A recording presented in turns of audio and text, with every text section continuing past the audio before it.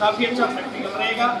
इसके अंदर हमें साइन बार की जरूरत रहेगी, दूसरा किसकी रहेगी, DTI की रहेगी। DTI की फुल फॉर्म क्या है, और तीसरा क्या रहेगा हमारे पास, स्लिप गेज। क्या रहेगा, 3 इंस्ट्रूमेंट से, ठीक है ना, हम किसी भी जॉब की डिग्री के साथ उसमें मिनट भी निकाल सकते हैं। तो वो प्रैक्टिकल हम करेंगे। तो आइए देखिए आप किस तरीके से आपको करना है। तो ये जो है आपका बिल्कुल, इसको हम क्या बोलते हैं, स्लिप गेज बोलते हैं बेटा। क्या है ये, स्लिप गेज। बिल्कुल ये आप देख सकते हो, ये स्लिप गेज है, ठीक है। और इसको ना लीलन के कपड़े से या टिश्यू पेपर से साफ करना होता है। तो इसमें देखिए बिल्कुल ये क्रोमियम स्टील का बना हुआ होता है। किसका बना होता है, क्रोमियम स्टील, या फिर ऐसे बोल सकते हो स्टेपलाइज्ड क्रोमियम स्टील। कौन सा है बेटा ये, क्रोमियम स्टील। अब ये देखिए मैंने यहाँ रख दिया। दूसरा आपको एक ऐसी विधि दिखाते हैं, ये देखिए, इसको लीलन के कपड़े से या फिर टिश्यू पेपर से या ये सांबर का जो एक चमड़ा होता है उससे साफ इसको किया जाता है। तो रिंगिंग विधि क्या होती है, तो देखिए इसके फेस के ऊपर हाथ नहीं लगाना होता कभी भी। तो ऐसे करके और ऐसे ऐसे करेंगे, दोनों के ऊपर एक दूसरे के ऊपर रिंगिंग करेंगे, इसको रबिंग करेंगे, तो इसके अंदर वैक्यूम पैदा हो जाता है। देखिए, ठीक है ना, यानी चिपकने लग जाता है, क्योंकि इसकी जो क्वालिटी होती है वो हाई एक्यूरेसी के अंदर ये बने होते हैं। तो ये क्या है आपकी स्लिप गेज। उसके बाद में स्लिप गेज का दूसरा नाम क्या है, जॉनसन गेज के नाम से भी जाने जाते हैं, और वेबर गेज के नाम से भी जाने जाते हैं, या फिर गेज ब्लॉक के नाम से भी जाने जाते हैं ये, ठीक है। ये हमेशा आपको जो मार्केट में जो मिलेंगे, जितने भी जो स्लिप गेज आते हैं वो हमेशा आयताकार के होते हैं। कौन से होते हैं, आयताकार। तो बिल्कुल ये देख सकते हो आप, रेक्टेंगल आकार के हैं सारे, बिल्कुल कोई भी देख सकते हो आप, ठीक है ना। और इसकी जो थिकनेस जो रहती है वो 10 mm रहती है। कितनी रहती है बेटा, 10 mm। तो ये जो स्लिप गेज जो होते हैं, एक तो एंगल निकालने का काम आता है। दूसरा, इंस्ट्रूमेंट को भी हम चेक कर सकते हैं। क्या कर सकते हैं, इंस्ट्रूमेंट का मतलब वर्नियर कैलिपर, माइक्रोमीटर, या किसी भी जॉब का साइज भी हमें इससे चेक कर सकते हैं, ठीक है ना। उसके लिए कैलिपर जार की जरूरत पड़ती है। किसकी जरूरत पड़ती है, कैलिपर जार की जरूरत पड़ती है। तो देखिए ये जो स्लिप गेज जो होता है, तो बिल्कुल आप देख सकते हो यहाँ पे, देखिए 70 लिखा हुआ है, ठीक है ना। तो यानी 70 mm इसकी क्या है, इसकी लंबाई है। तो ये हमारा क्या है, वर्नियर कैलिपर है। इससे ऐसे हम चेक कर सकते हैं कि ये वर्नियर कैलिपर जो है हमारा सही है या नहीं है। तो बिल्कुल आप देख सकते हो यहाँ पे, बिल्कुल एग्जैक्ट रीडिंग जो है वो 70 mm की है। ऐसे आप चेक कर सकते हो, ठीक है। उसके बाद में जो रहेगा ये है आपका साइन बार। क्या है बेटा, साइन बार किसका बना होता है, स्टेबलाइज्ड क्रोमियम स्टील। किसका बना होता है, जो साइन बार जो होता है, एक तो ये आता है भी कौन से मेटल का बनाया जाता है, ठीक है, इसमें कोई दिक्कत नहीं है।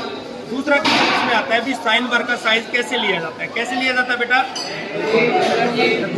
ये जो आपका एक रोलर है, इसको क्या बोलते हैं, रोलर। एक रोलर, दूसरा रोलर, ठीक है ना। एक रोलर के इसके सेंटर से और दूसरे रोलर के सेंटर के बीच की जो दूरी होती है, वहाँ से साइन बार का साइज लिया जाता है, ठीक है। ये होल से ये किस लिए किए हुए हैं, जॉब को क्लैंप करने के लिए, ठीक है।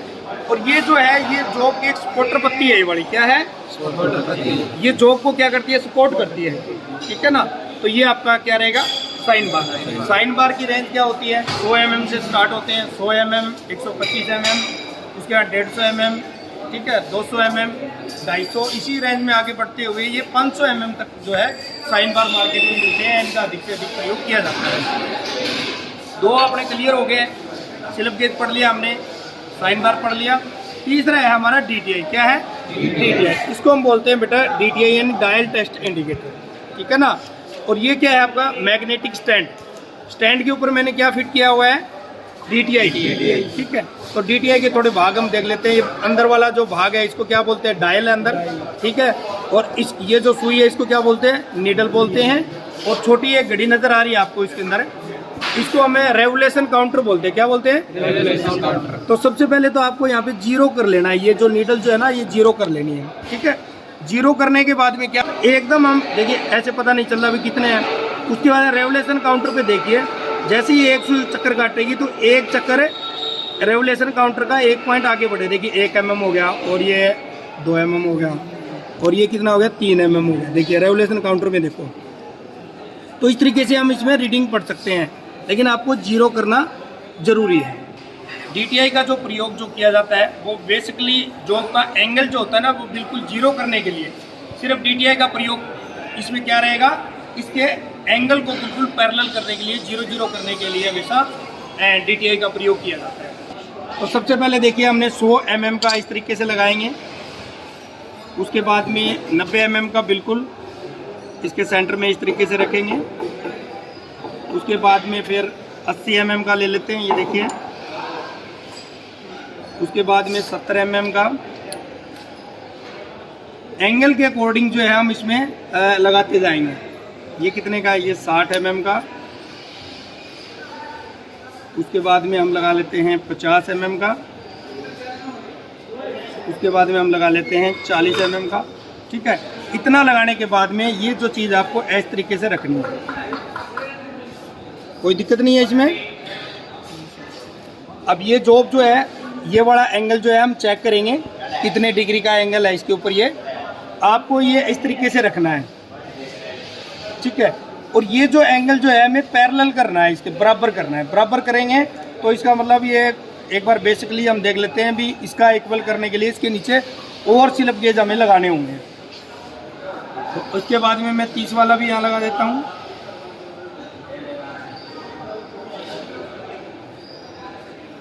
ठीक है, अब चेक कर लेता हूँ, इस तरीके से हम पास लेके आएंगे इसको, और अभी ना थोड़ा सा एडजस्टिंग के लिए इधर ये लगा हुआ है, ये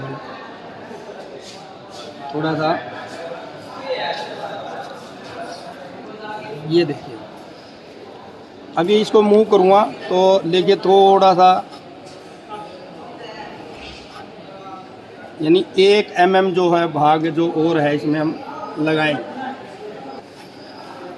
बराबर होने के बाद में आपको क्या काम करना है कि एक थोड़ा सा, मैं ये देखिए यहाँ पे साइन बराबर का, देखिए त्रिकोणमिति के सिद्धांत पे काम करती है।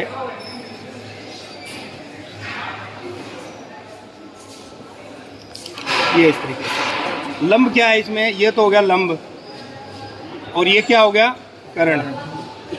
कोई दिक्कत नहीं है। लंब का मतलब क्या है, ये गिनने हैं अपने को, कितने हैं, क्या गिनने हैं, स्लिप गेज। क्या करना है, स्लिप। कर्ण कौन सा है, ये वाला। ठीक है ना, तो इसमें इसका फार्मूला क्या रहेगा, साइन बराबर स्लिप गेज हाइट, और बटे में क्या करना है, साइन बार का साइज। तो सबसे पहले ये गिन लेते हैं। देखिए ये ट्रायंगल सा बन गया ना इस तरीके से, ठीक है ना। तो ये 10, 20, 30, 40, 50, 60, 70, 80, और ये कितना हो गया, 81। 81 को हम क्या काम करेंगे, 81 कर लेते हैं इधर।